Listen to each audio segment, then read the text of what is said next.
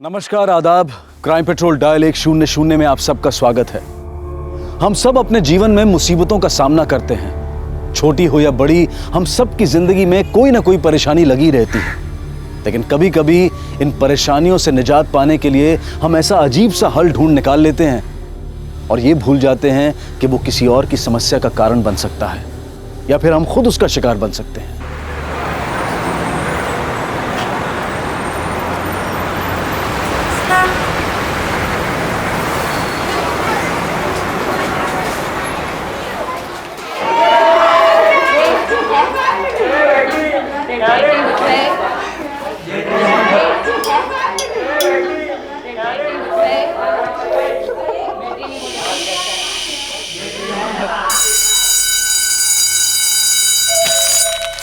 ए सुनना, चल चलते हैं।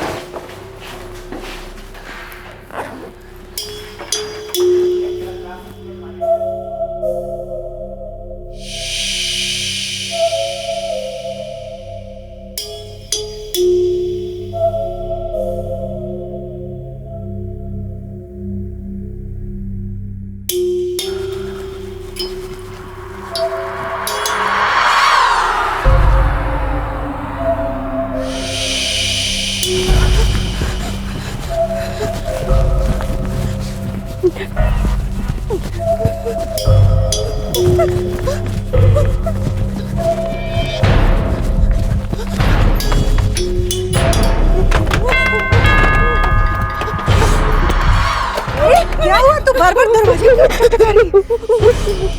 मेरे पीछे कर रहा है। कोई नहीं है, देख।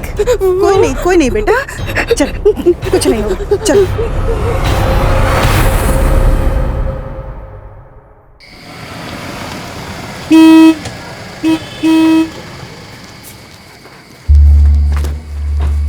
जाना। पता नहीं यार, लोग इतनी गाड़ियां खरीद कैसे लेते हैं। जब देखो तब रोड पर जाम ही जाम।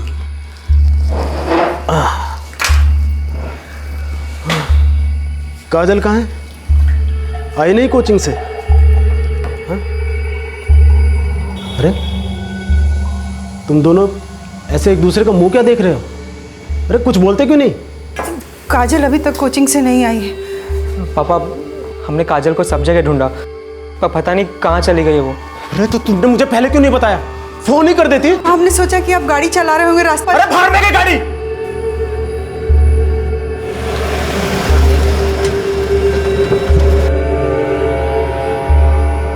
कब से लापता है आपकी बेटी और घर से किसके साथ निकली थी? काजल 4 बजे शाम को अकेले कोचिंग गई थी, वापस नहीं आई तो हमने कोचिंग में फोन किया तो पता चला कि वो कोचिंग पहुंची ही नहीं। जब ये घर से निकली, इसने पहना क्या हुआ था? पिंक कलर का टॉप, जीन्स और ग्रे कलर का जैकेट पहनी थी। वो अकेली कहाँ जाएगी सर? मुझे तो बहुत घबराहट। तो उसे अकेले जाने क्यों दिया? तुम में से कोई उसके साथ नहीं जा सकता था क्या? पापा, वो रोज अकेली तो जाती है और हमें क्या पता था कि इस बार ऐसा कुछ हो जाएगा। अरे तो प्रॉब्लम बता के आती है क्या? राकेश जी, 1 मिनट, काजल का मोबाइल नंबर दीजिए। जी, काजल के पास फोन नहीं है। आप लोग रहते कहाँ हैं? हमारा घर शताब्दी रोड के पास है। सर प्लीज मेरी बेटी को ढूंढ दीजिए। पता नहीं किस हालत में होगी सर, प्लीज। राकेश की 16 साल की बेटी काजल कई घंटों से लापता थी। आखिर कहां थी काजल और किस हाल में थी? कानपुर पुलिस फौरन इन सारी पहेलियों को सुलझाने में जुट गई और सबसे पहले उन्होंने रुख किया काजल के कोचिंग सेंटर का।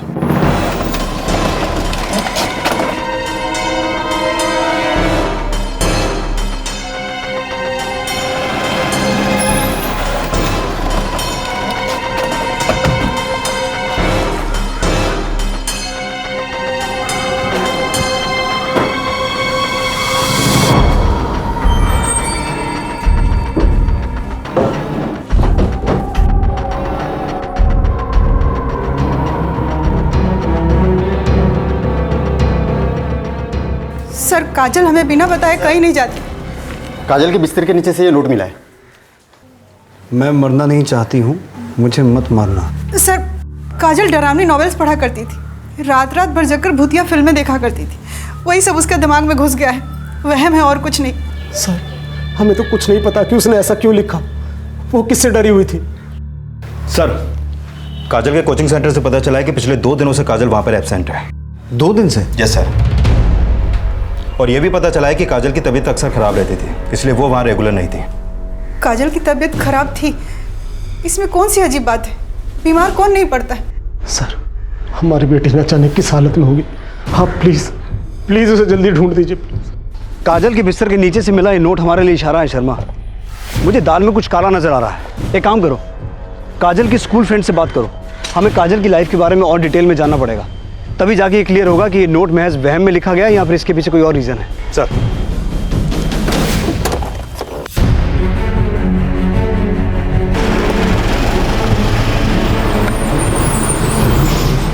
यस सर, पिछले कई दिनों से काजल अजीब सा बिहेव कर रही थी। जैसे क्लासरूम में खोई खोई रहती थी, अपना टिफिन फेंक देती थी, बैग भूल जाती थी। सर पता नहीं क्यों काजल को कभी भी घर जाने की जल्दी नहीं होती थी। छुट्टी के बाद वो वॉशरूम में छुप जाती थी। काजल, टॉयलेट की तरफ किधर जा रही है? घर नहीं जाना क्या? काजल सुन तो, काजल।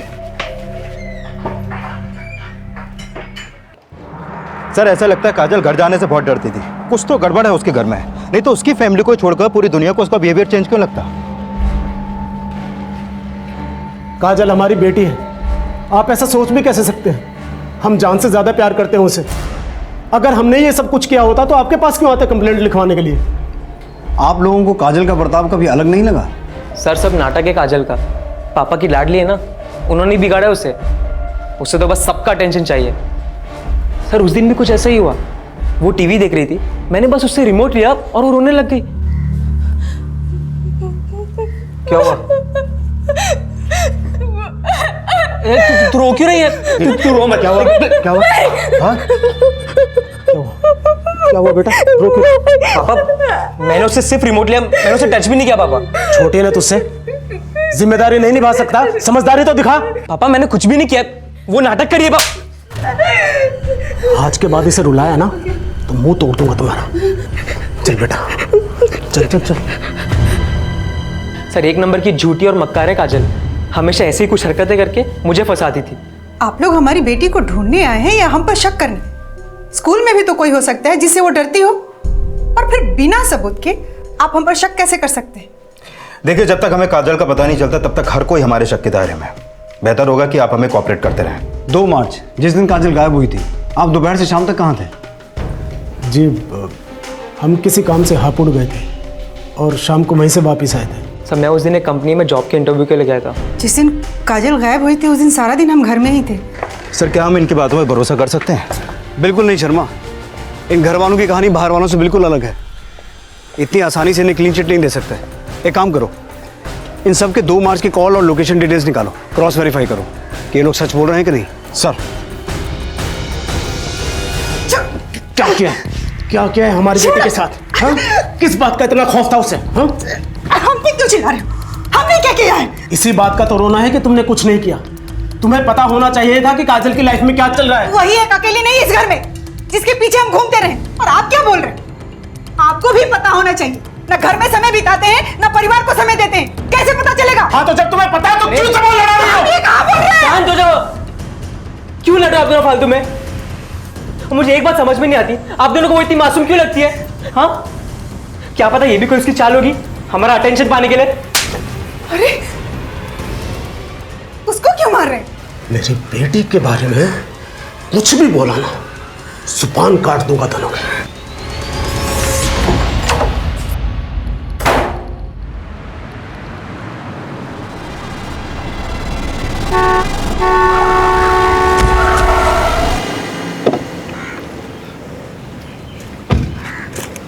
अरे मैडम, सर काजल की पूरी फैमिली के कॉल रिकॉर्ड कल तक आ जाएंगे। ठीक है शर्मा, तब तक ये काम। एक मिनट सर। हेलो, क्या? ठीक है, हम पहुंच रहे हैं। सर काजल मिल गई है।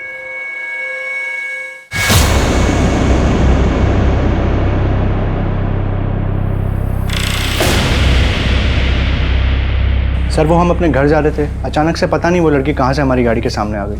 जब वो लड़की तुम्हारी गाड़ी के काजल काजल काजल काजल राकेश जी, काजल कैसे? फिलहाल काजल अंदर है, उसका इलाज चल रहा है।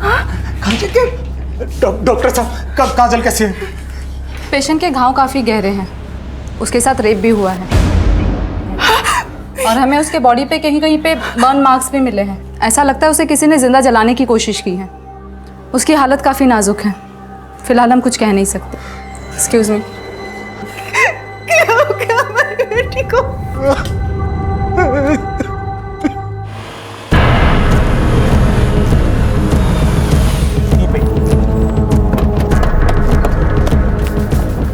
सर यहीं पे वो लड़की मेरी गाड़ी के सामने आई थी। यहाँ जी सर। लड़की आई किस तरफ से थी? सर इस तरफ से। इधर तो जंगल है। शर्मा, अंदर जाके चेक करना पड़ेगा आखिर ऐसी हालत में लड़की आई कहाँ से थी। सर सर ये देखिए, वहाँ घर जैसा कुछ दिख रहा है। हाँ।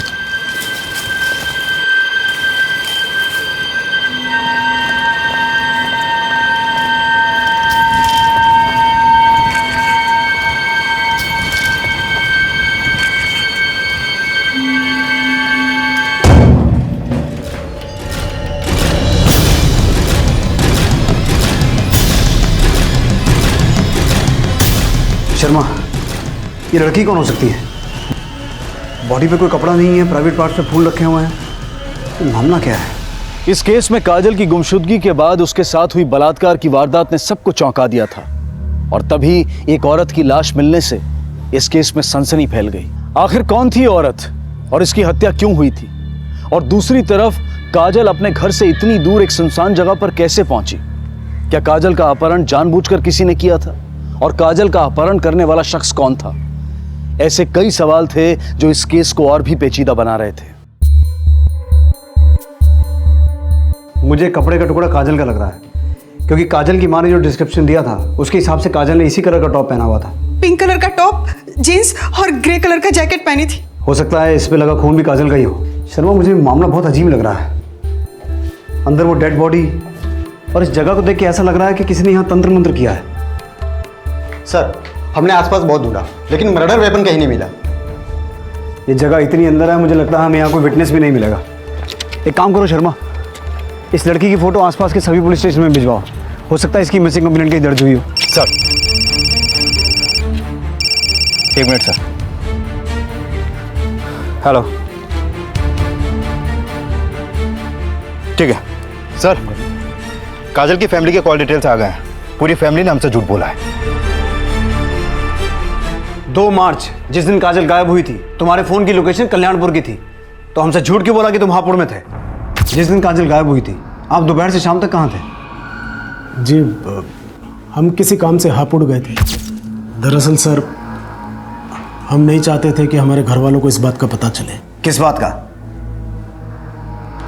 राकेश, माजरा क्या है?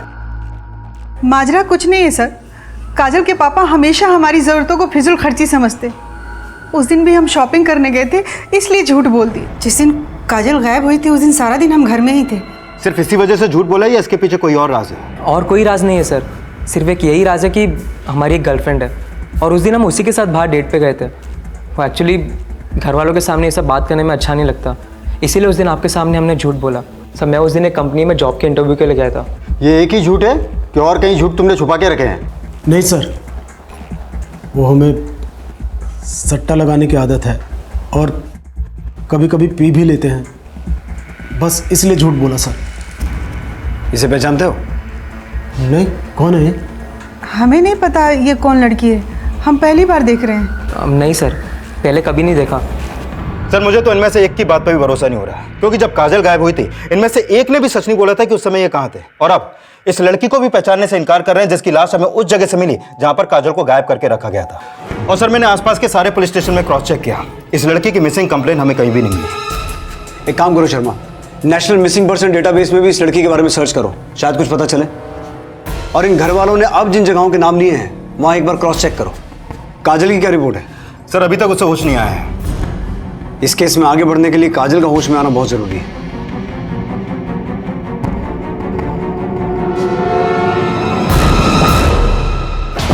अरे हमें कहा लिया है साहब, हमने क्या किया है साहब? सट्टा खिलाता है ना तू?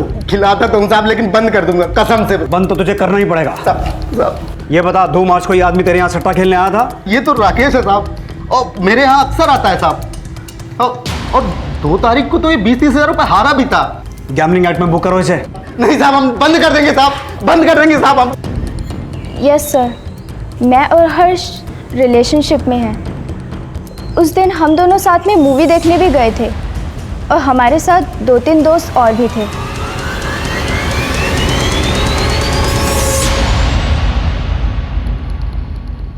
सर, जिस लड़की की लाश हमें मिली थी उसकी पोस्टमार्टम रिपोर्ट किसी शार्प ऑब्जेक्ट से इसका गला काटा गया है। हो सकता है किसी ब्लेड से। बाकी पूरी बॉडी पे कोई भी इंटरनल इंजरी नहीं और ना ही इसके साथ कोई सेक्सुअल असॉल्ट हुआ है। मर्डर 3 तारीख को सुबह 8 से 12 के बीच हुआ था।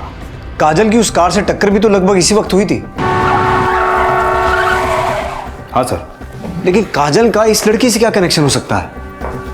और चौंकाने वाली बात यह है कि जब इस लड़की की डेड बॉडी हमें मिली, इसके बदन पे कोई भी कपड़ा नहीं था, लेकिन इसके साथ कोई सेक्सुअल असॉल्ट नहीं हुआ। वहीं दूसरी तरफ काजल के साथ रेप किया गया। शर्मा, तुम्हें क्या लगता है इस सब में काजल की फैमिली इन्वॉल्व हो सकती है? सर, मैंने रेखा और हर्ष के बारे में अच्छी तरीके से क्रॉस चेक किया, वो दोनों तो सच बोल रहे हैं। वहीं दूसरी तरफ राकेश भी सच बोल रहा है। 1 minute sir. Hello. Okay, thank you sir. Hospital से कॉल था, काजल को होश आ चुका है। चलो।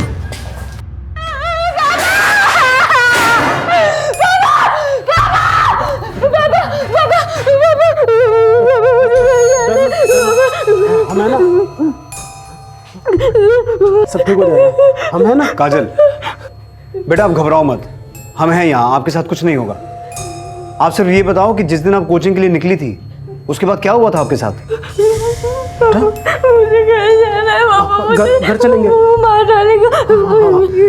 ये आपकी मदद करना चाहते हैं। तुम्हारे साथ जिसने भी ये सब कुछ किया है ना, उसके बारे में बताओ। काजल बेटा, आप हमें सिर्फ इतना बताओ। आई थिंक हमें पेशेंट को अकेला छोड़ देना चाहिए, क्योंकि इसके साथ जो कुछ भी हुआ है उससे ये बहुत ज़्यादा डर गई है और उस बारे में बात तक नहीं करना चाहती। I hope you understand, she is very small for all this thing. Sir, Kajal तो कुछ भी बोलने को तैयार ही नहीं है, तो फिर कैसे पता चलेगा काजल और उस लड़की के साथ क्या हुआ था जिसकी लाश हमें मिली थी, जबकि काजल ही इकलौती चश्मदीद गवाह है। सवाल ये है शर्मा कि काजल सचमुच सब कुछ भूल गई है सदमे में, या फिर हमसे सब कुछ छुपा रही है? पापा मुझे यहाँ नहीं रहना, मुझे घर जाना है पापा, मुझे मार डालेगा। Sir, national missing personal data record से इंफॉर्मेशन हाथ लगी है। इस लड़की का नाम रानी शास्त्री है, उम्र 28 साल। करीब 1 हफ्ते पहले दिल्ली में इसकी मां ने इसकी मिसिंग कंप्लेंट दर्ज की थी।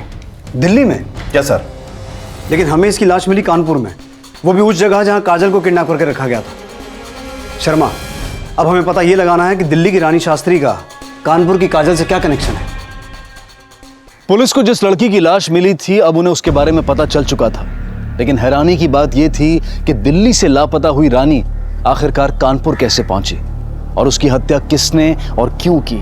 दूसरी तरफ काजल अब भी डर के साए से बाहर नहीं निकल पाई थी और ये डर उसके अंदर लापता होने के पहले से देखा गया था। आखिर ऐसी क्या वजह थी कि काजल इतनी ज्यादा डरी हुई थी और उसकी जान को किससे खतरा था? रानी की हत्या और काजल की गुमशुदगी और बलात्कार के मामले को सुलझाने में पुलिस जी जान से जुटी हुई थी, लेकिन इस केस में ऐसे कई सवाल थे जिनका जवाब मिलना बेहद जरूरी था और उन सवालों के जवाब तलाशने के लिए कानपुर पुलिस ने दिल्ली का रुख किया।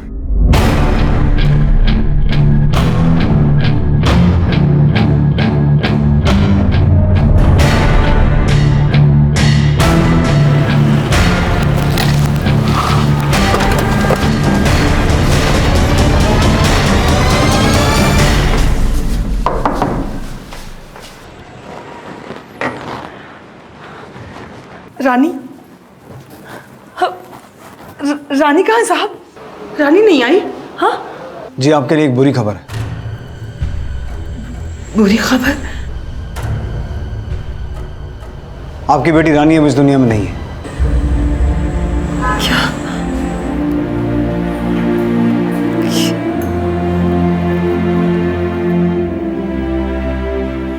रानी कितने दिनों से लापता थी? सर, वो 28 फरवरी को सुबह घर से निकली थी और उसके बाद वो वापस ही नहीं आई। और जब वो शाम तक भी वापस नहीं आई तो मुझे लगा मुझे आंटी को फ़ोन करके बताना चाहिए। साहब, हम अमदाव में रहते हैं। जैसे ही माला ने मुझे फ़ोन किया, हम तुरंत वहाँ से चले आए और आते ही पुलिस में कंप्लेन की। साहब, मेरी इकलौती बच्ची थी रानी, बड़ी ही मेहनती थी, नौकरी की तलाश में थी, मगर अच्छी नौकरी उसे नहीं मिल पा रही थी साहब। माँ, मैं कोशिश कर तो रही हूँ ना। आप चिंता मत करो, कुछ ना कुछ जरूर हो जाएगा। चिंता ना करूं? कैसे चिंता ना करूं? हाँ, जो हमने कर्ज लिया है उसका सूद दिन ब दिन बढ़ता जा रहा है। हमें तो डर है कि कहीं तेरे पिताजी की आखिरी निशानी वो भी हाथ से ना निकल जाए। रानी, मैं तुझसे बात कर रही हूँ, सुन रही है तू? सुन, तू कैसे भी करके कोई भी नौकरी कर ले। हाँ, नहीं तो हम सब बर्बाद हो जाएंगे हम बर्बाद हो जाएंगे। क्या क्या नहीं किया साहब उसने, ट्रेनिंग, इंटरव्यू, झाड़ फूक सब कुछ किया उसने, लेकिन कुछ फायदा नहीं हुआ साहब, कुछ फायदा नहीं हुआ। मेरी बच्ची को कोई क्यों मार दिया? मेरी बच्ची ने किसी का क्या बिगाड़ा था? क्यों मार दिया मेरी बच्ची को? सर, मुझे ये समझ में नहीं आ रहा कि ये रानी दिल्ली से कानपुर क्यों गई और उस जगह कैसे पहुंची जहां से हमें उसकी लाश मिली। क्या काजल ने उसे मारा होगा? लेकिन शर्मा, काजल रानी को क्यों मारेगी? वो तो खुद इस बात से डरी हुई कि कोई उसे ना मार दे। हमें रानी के बारे में और डिटेल में पता करना पड़ेगा। सर,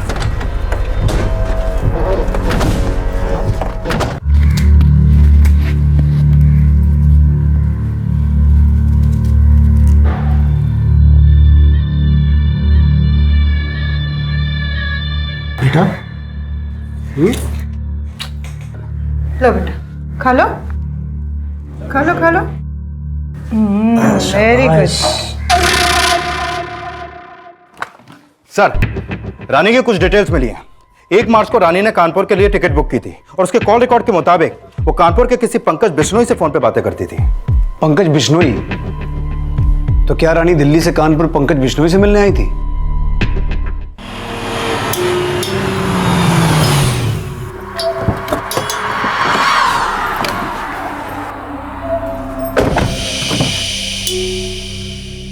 आजा। चल बेटा, चला। हाँ,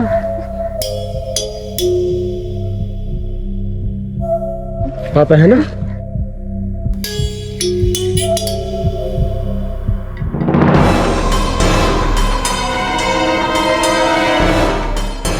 साहब, उसने मुझे कुछ नहीं बताया था कि वो कानपुर क्यों गई थी। माला, तुम और काजल दोनों साथ में रहते थे। काजल ने तुम्हें कुछ तो बताया होगा। नहीं सर, ट्रस्ट मी, मुझे तो ये भी नहीं पता था कि उसने कानपुर की टिकट बुक करवाई थी और पता नहीं वो वहाँ क्यों गई थी। मेरा बच्चा सारा खाना खाएगा। ले, खा। थोड़ा सा खाना बच्चा। क्या हुआ? कोई नहीं बच्चा, चल।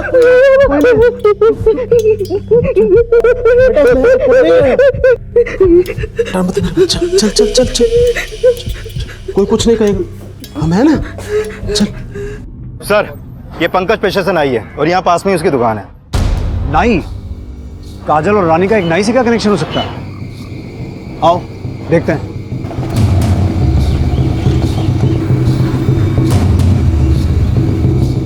सुनिए, ये दुकान कब से बंद है? सर, ये पंकज की दुकान 2-3 दिनों से बंद है और किसी को मालूम भी नहीं कि ये कहाँ गया है। सर, कहीं ऐसा तो नहीं कि ये सब पंकज ने किया और अब यहाँ से फरार हो गया? शर्मा, इसका सिम कार्ड और मोबाइल का IMEI ट्रेस करो। हो सकता है फ़ोन बदलने की कोशिश करें। इसके पुराने कॉल रिकॉर्ड्स भी निकालो। पता करो कि जिस दिन रानी की मौत हुई ये पंकज कहाँ था। सर, ये पंकज का कॉल रिकॉर्ड, उसकी फ़ोन लोकेशन के हिसाब से 3 तारीख को वो उसी एरिया में था जहाँ पे रानी की मौत हुई और उसका फ़ोन उसी एरिया में सुबह से लेकर दोपहर तक एक्टिव था, फिर उसके बाद बंद हो गया। अब ये साफ है शर्मा, इस मर्डर में पंकज कहीं ना कहीं इन्वॉल्व है। और सर, इस पंकज के कॉल रिकॉर्ड में एक और बात सामने आई है। ये पंकज रानी के अलावा काजल की माँ के भी टच में था। रेखा के? हाँ सर, और जिस दिन रानी का मर्डर हुआ उससे ठीक 1 दिन पहले यानी 2 मार्च को भी इन दोनों की आपस में बात हुई थी। अब ये रेखा ही बताएगी कि इसकी पंकज से क्या बात हुई थी।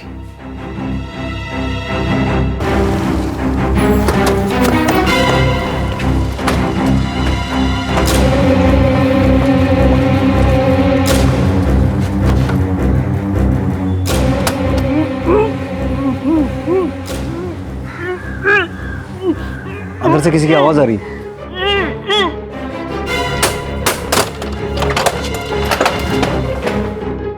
चेक करो।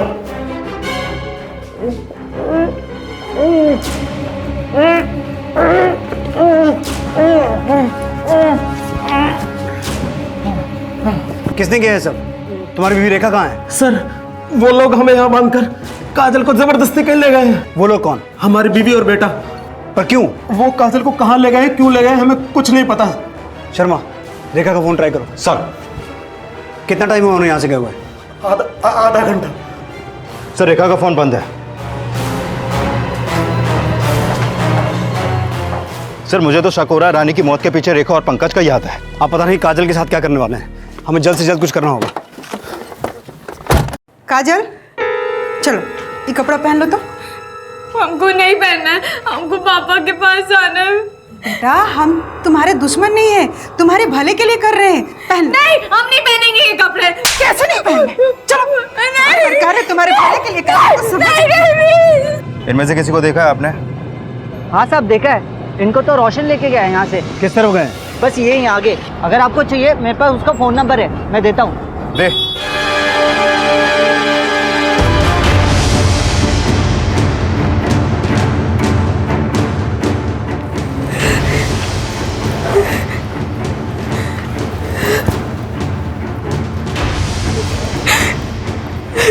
ठीक है सर, मेरी रोशन से बात हुई। उसने उन्हें सीतापुर कानपुर हाईवे पर एक खंडर के पास छोड़ा है।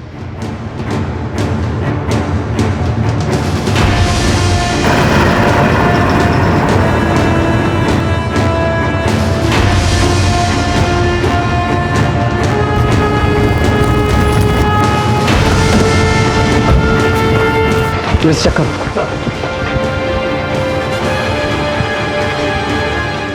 क्या नाटक कर रहे हो ये सब? बंद करो। खोलो इसे। छोड़ो। क्या कर रहे थे तुम लोग वहां? अपनी बेटी की शादी एक बकरे से करवा रहे थे? सर हम जो कर रहे थे ना अपनी बेटी के भले के लिए कर रहे थे। काजल पिछले कुछ दिनों से अजीब अजीब बर्ताव कर रही थी।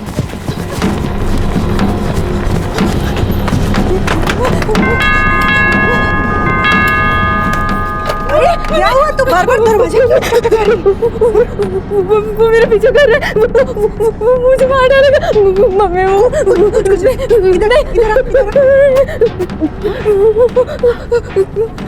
कोई तो नहीं है, कोई नहीं है। देख कोई नहीं बेटा।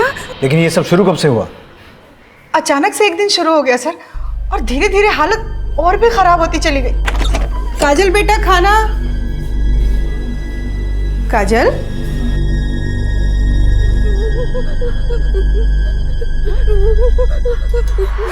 काजल क्या हुआ? उधर नीचे आजा। माँ है बेटा, नीचे आ। हाँ? वो घर में मैं इसको देखा, वो मुझे मार डालेगा। कोई नहीं मारेगा। हम समझ गए थे सर कि काजल के साथ क्या हो रहा है। क्या? आप नहीं मानेंगे, पर उसके ऊपर भूत का साया था। कितना बार उसको समझाया कि रात को खुला बाल खोल के मत घुमा करो, पर हमारी बात ही नहीं सुनती थी। दिमाग खराब हो गया आपका। इस जमाने में भी आप इस तरह की बातों में विश्वास करती हैं? पंकज को कैसे जानती हैं आप? सर पंकज के बारे में हर्ष ने बताया था। बता दो सर, पंकज पेशे से तो नहीं था, पर हमने सुना था कि वो तंत्र मंत्र भी करता है। पंकज भाई, मेरा प्रमोशन रुका पड़ा है, चलाओ ना कोई चक्कर। अरे तुम तो दुनिया भर के जंतर मंतर भी जानते हो। एक काम करो, आज रात में तुम घर पे आ जाओ, कल तुम्हारे हाथ में सुबह सुबह प्रमोशन लेटर होगा। अच्छा। वो पंकज दुनिया को दिखाने के लिए नाई का काम करता है सर, लेकिन असली काम उसका झाड़ फूक का है। नज़र उतारने से लेकर भूत उतारने तक का सब काम करता है। हमने काजल का भूत उतारने के लिए पंकज से बात किया था। मतलब आपकी बेटी काजल की ये हालत पंकज और आपकी वजह से हुई है। आगे क्या हुआ? पंकज ने कहा कि काजल को लेकर हम उसके घर पे आ जाएं। बहुत पावरफुल आत्मा है इसके अंदर, इसको 2 दिन के लिए छोड़ के जाओ, हम सब सही कर देंगे। जी बाबा। काजल के भूत उतारने के बदले में हमने पंकज को बहुत सारे पैसे और जेवर दिए।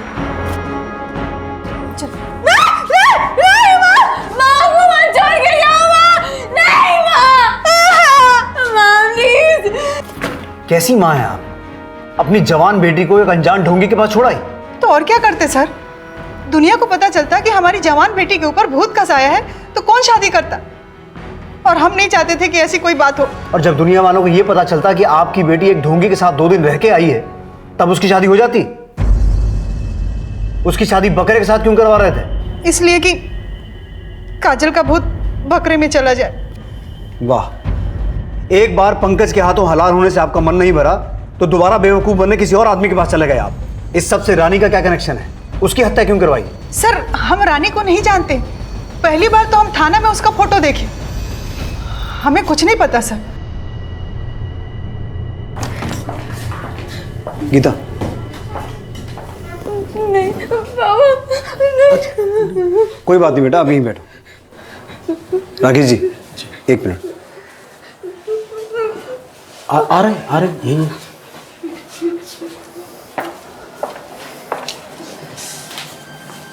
देखिए, मैं जानता हूँ कि इस बात को एक्सेप्ट करना थोड़ा मुश्किल है, लेकिन काजल की हालत मेंटल डिसऑर्डर की तरफ इशारा कर रही है। नहीं सर, हमारी बेटी पागल नहीं है। हम भी ये नहीं कह रहे हैं कि आपकी बेटी पागल है, लेकिन मेंटल डिसऑर्डर एक सीरियस इशू है जिसे एड्रेस करना बहुत ज़रूरी है। मुझे ऐसा लगता है कि हमें काजल को एक साइकियाट्रिस्ट को दिखाना चाहिए, जिसके लिए हमें आपकी परमिशन की ज़रूरत है। लेकिन सर, काजल की ऐसी हालत नहीं है। आप चिंता मत कीजिए Rakesh ji, I am sure कि इससे काजल की हालत सुधरेगी और हमें भी इस केस में आगे बढ़ने में मदद मिलेगी। प्लीज़।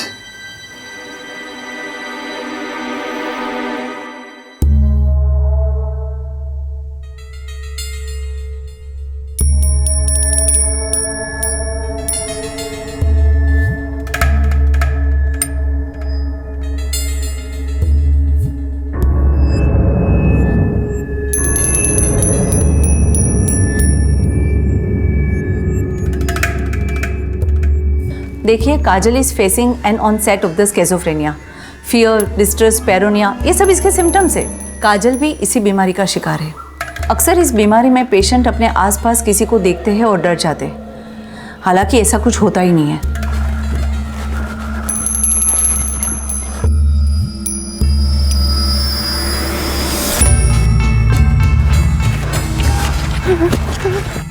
नॉर्मल लोग इस बीमारी को समझ नहीं पाते और लोगों को लगता है कि पेशेंट ने भूत को देख लिया।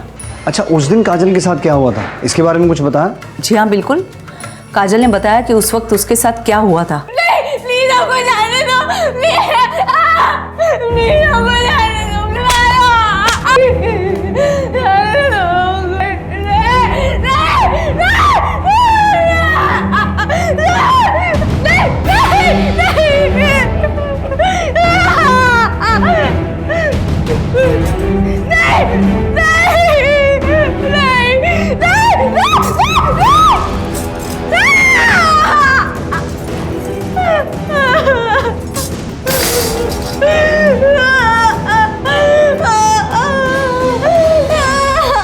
काजल ने किसी और लड़की के बारे में बताया आपको जो उसके साथ उस कमरे में मौजूद थी?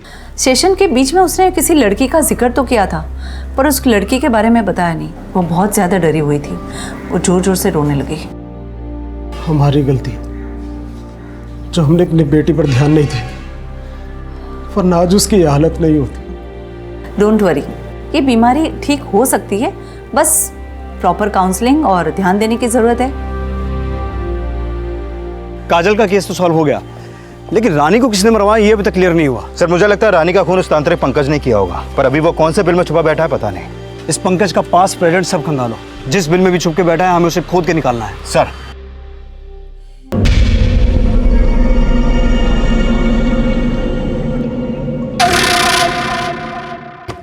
सर, एक जरूरी इंफॉर्मेशन हाथ लगी है। 2 साल पहले पंकज की मां का देहांत हो गया था, जिसके बाद गांव की सारी संपत्ति पंकज के नाम हो गई थी। सर, हो सकता है ये पंकज अपने गांव में छुपा बैठा हो। कहाँ है इसका गांव? खरसोली।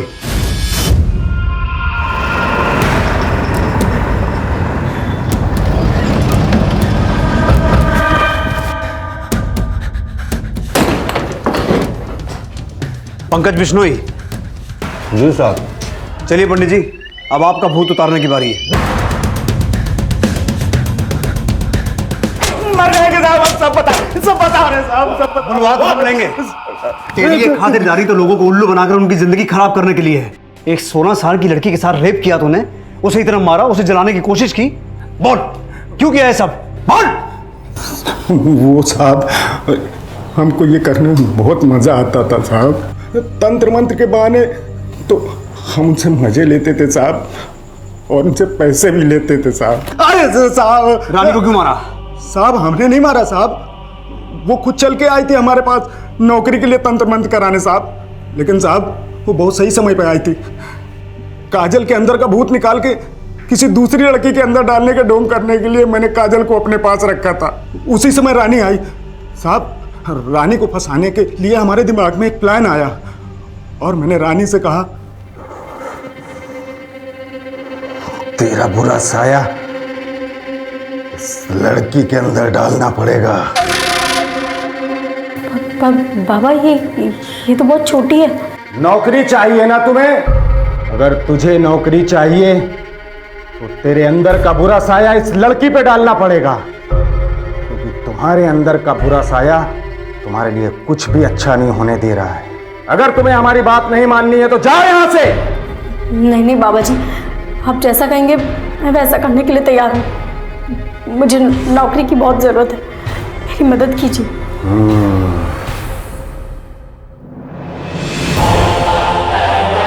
रानी के सामने हमने काजल का बलात्कार किया, और यही हम रानी के साथ करने वाले थे, लेकिन उसके पहले एक फ़ोन आ गया।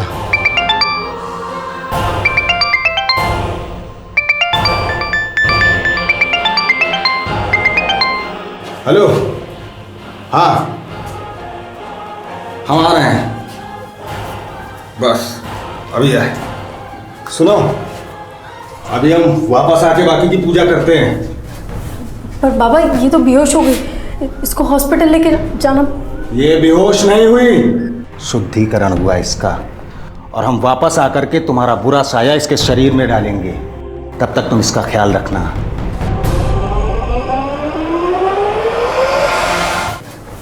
पर बाबा ये तो बेहोश हो गई, इसको हॉस्पिटल लेके जाना। ये बेहोश नहीं हुई, शुद्धिकरण हुआ इसका, और हम वापस आकर के तुम्हारा बुरा साया इसके शरीर में डालेंगे। तब तक तुम इसका ख्याल रखना।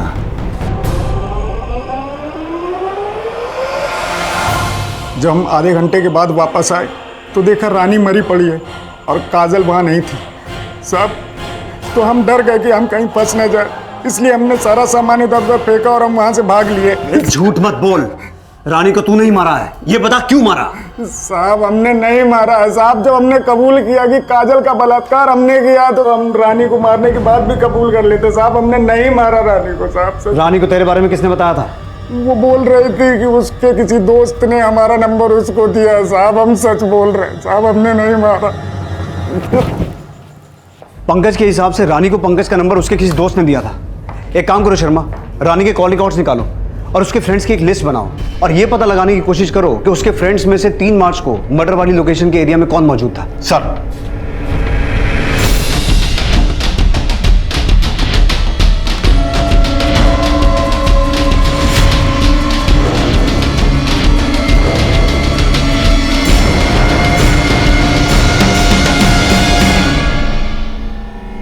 सर आपका अंदाजा बिल्कुल सही निकला। रानी के कॉल रिकॉर्ड के थ्रू हमें उस शख्स का पता चल चुका है जो रानी के काफी टच में था। कौन है वो?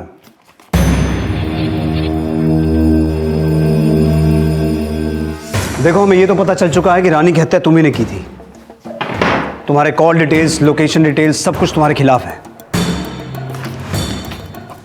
जिस दिन रानी की हत्या हुई थी तुम्हारा फोन उसी एरिया में एक्टिव था जहां से हमें रानी की लाश मिली थी। अब ये बताओ तुमने रानी की हत्या कैसे और क्यों की? बोलो। सर, उस दिन मैं रानी पे नजर रख रही थी, मुझे बस एक मौके की तलाश थी, और जैसे वो तांत्रिक वहां से गया मैं खंडर के पास गई।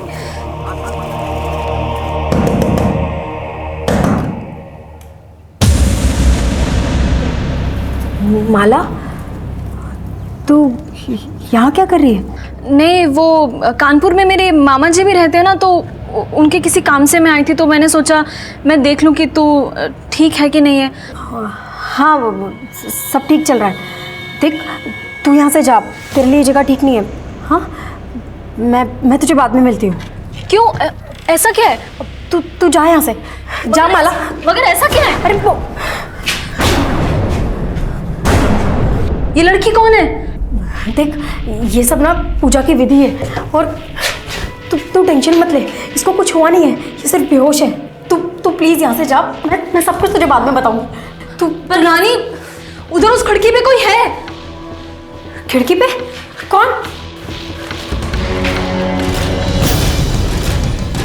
कहाँ माला? इधर तो कोई भी नहीं दिख।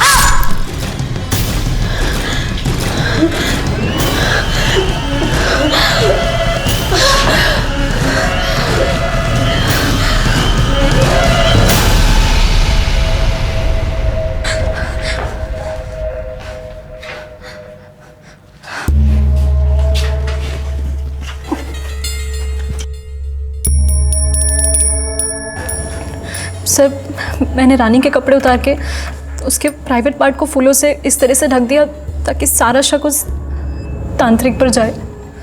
लेकिन रानी को मारा क्यों? वो तो तुम्हारी दोस्त थी ना। सर, क्योंकि मैं उससे नफरत करती थी। हम 1.5 साल से दिल्ली में स्ट्रगल कर रहे थे। हम दोनों साथ में ही दिल्ली आए थे, दोनों साथ में ही रहते थे, साथ में ही सारे सपने देखे थे। पर यहाँ मैट्रिक पास लोगों को कौन नौकरी देता है?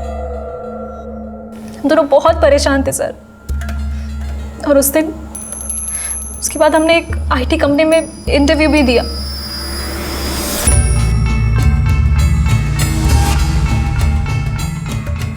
पर सर, वहां रानी का सिलेक्शन हो गया और मैं वेटिंग लिस्ट में इंतजार करती रह गई। मुझे बहुत बुरा लगा और फिर मैंने सोचा कि अगर रानी नहीं रहेगी तो ये जॉब मुझे मिल जाएगी। कौन था? कुछ नहीं, वो लेटर आया था, हमने इंटरव्यू दिया था ना वहाँ से। एक्चुअली मुझे वेटिंग लिस्ट में रखा है और शायद जल्दी सिलेक्शन हो जाए। मेरे लिए कोई लेटर आया है क्या? नहीं, शायद उन्होंने तुझे रिजेक्ट कर दिया है। कोई बात नहीं।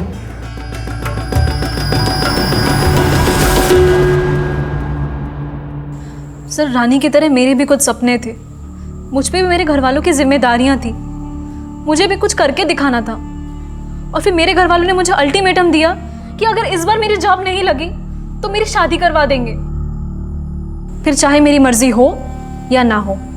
और इसीलिए मैंने रानी को मारने का प्लान बनाया, क्योंकि उसके मरने से ये जॉब मुझे ही मिलती। एक कहावत सुनी है, जो दूसरों के लिए गड्ढा खोदते हैं वो खुद उसी में गिरते हैं। जिस जॉब के लिए तुम एटलीस्ट वेटिंग लिस्ट में आई थी, अब तुम उसके काबिल भी नहीं हो, क्योंकि अब तुम एक मुजरिम हो।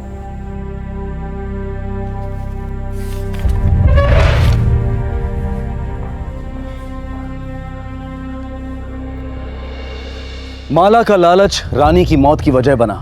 अगर माला चाहती तो जुर्म की सोच से अपना ध्यान हटाकर उसे एक सकारात्मक दिशा में लगा सकती थी। अपने मन पर काबू रखकर अपने लक्ष्य पर केंद्रित रहते हुए उस लक्ष्य को पाना, यह कठिन जरूर है लेकिन नामुमकिन नहीं है। जरूरत है तो बस एक पॉजिटिव सोच की और दृढ़ संकल्प की। काजल की मां की अंधश्रद्धा ने काजल को इस उम्र में वो सब कुछ देखने पर मजबूर कर दिया जिसे शायद वो जिंदगी भर नहीं भुला पाएगी। माला को आईपीसी की धारा 302 के तहत हत्या के लिए और उस ढोंगी बाबा को धारा 375 और 376 के तहत बलात्कार के जुर्म में गिरफ्तार किया गया है। अब मैं अनूप सोनी आपसे विदा लेता हूं। फिर मुलाकात होगी अगले एपिसोड में एक और चौंका देने वाले केस के साथ। तब तक अपना और अपने परिवार का ख्याल रखें और देखते रहें क्राइम पेट्रोल डायल 100। सबक एक को सीख हम सबको। जय हिंद।